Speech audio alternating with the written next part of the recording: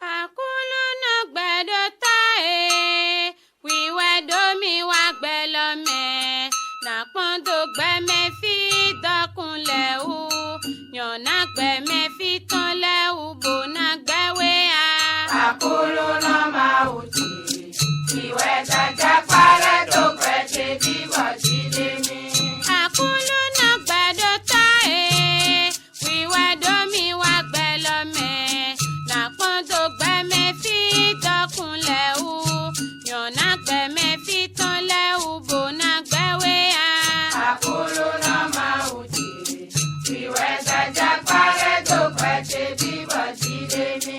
Dagbe awanu mile, dagbe mando jele awanu mile una soli donche ko gbeche binu weseche.